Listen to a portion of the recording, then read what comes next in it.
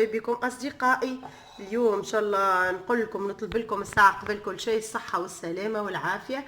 وصفتنا متاع اليوم اللي باش نعملوها ان شاء الله هي وصفه ضد نزلات البرد، معروفه لهنا في بلادنا، هذه هي بلاد زرمدين.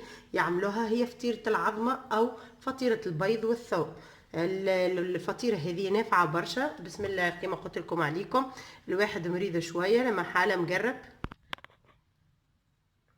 الواحد مريضة شوية، الله غالب، تعرضت لوعكة صحية. بسم الله عليكم كما قلت لكم ألف مرة. هيك علاش نحاولوا ننفعوا رويحاتنا شوية، ونحاولوا كيفاش نعملوا وصفات، خاصة وصفات معناها من قاع الخابية.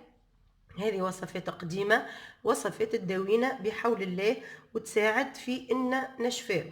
الثوم معروف راهو مطهر طبيعي، انتيبيوتيك اصلا، معناها يحمي ويقتل الجراثيم، يقتل البكتيريا في البدن. هيك علاش نحطوه في برشا وصفات، من ضمن هذه فطيرة العظمة يرحمها حماتي. هذه المساند الرسمي لنزلات البرد لأولادها وللعائلة الكل، الله يرحمها وينعمها. أول حاجة نسحقوا 4 بيضات، جيست نركضوهم شويه وبرا. نعطيكم سرها اللي هي لفحت لي في وسطها. لفحت لي في وسطها حطيت 3 قرون فلفل شايح، فلفل الاحمر يبدا هكايا اللي تاع العوله اللي نخبيو منه. هرستهم 2 روس ثوم كبار، هكا 2 روس كبار ثوم، الراس في هذا الحجم، ها في الحجم هذا، 2 روس في الحجم هذا.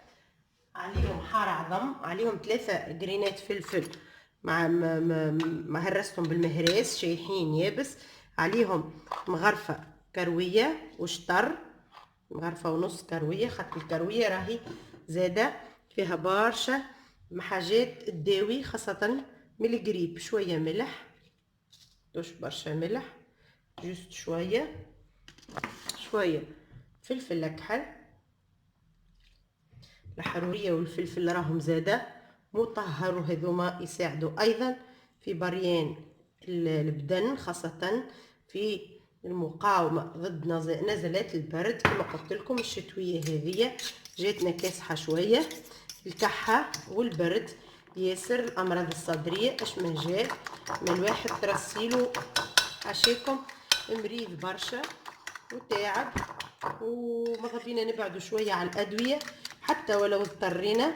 الطبيب عطانا وصفات تاع دواء ما فيها باس، راهو نزيدوا معاها وصفاتنا نتاع معناها التداوي بالاعشاب. نغليو شويه زاده كليلو زعتر، معاهم عصير قارص، شويه عسل، تعصروا القارص وزيت زيتونه وشويه عسل على الصباح.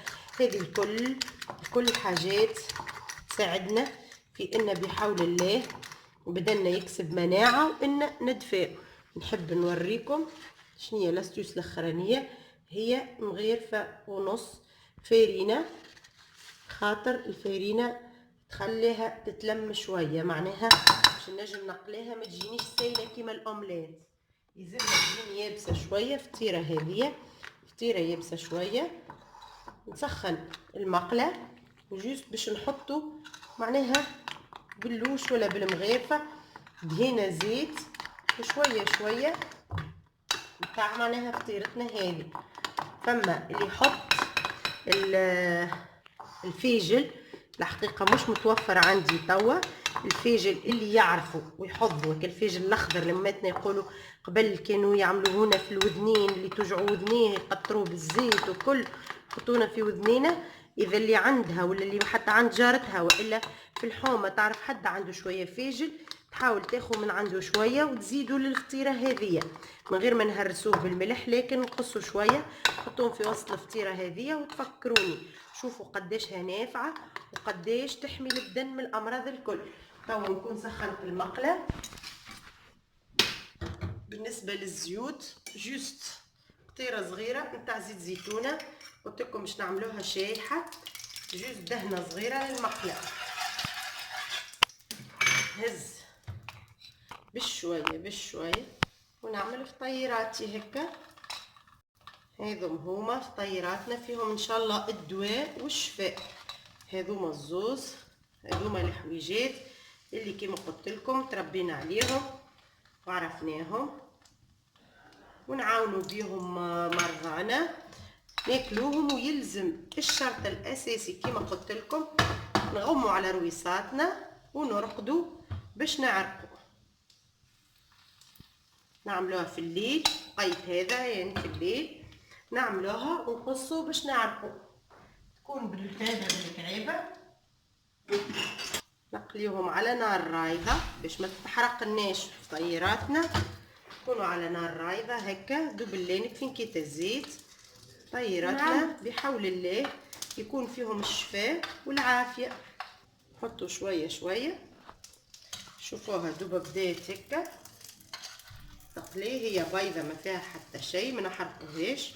دونك تقلي الشيره، ندوروا الشيره الاخرى كما قلت لكم عملنا الفارينه باش ما تكونش يابس جاريه كيما الاومليت. ما حشناش باومليت نتخخها بالزيت ولا حاجه، حشنا بفطيره. فما اللي يعمل لها كما قلت لكم حماتي يرحمها ويبرد بترابها، كانت تعمل لها صلصه طماطم فيها برشا بصل زاده فيها ثوم. الصلصه هذيك حمراء، واللي ما يحبش ياكلها هكا مقليه ويقول قويه ولا ما عجبتنيش يولي ياكلها بشويه الصلصه والخبز. هذه فطيره العظمه ان شاء الله يا ربي تكون عجبتكم. شوفوا محلاها، تبدا سخينه هكا فلفليها بشورها بمعطاها ربي بثومها خاصه اللي هو يداوي. اصدقائي الله لا يمرضكم، وان شاء الله ديما وصفاتنا ينفعوكم، وان شاء الله ديما وصفات فيهم الشفاء والعافيه.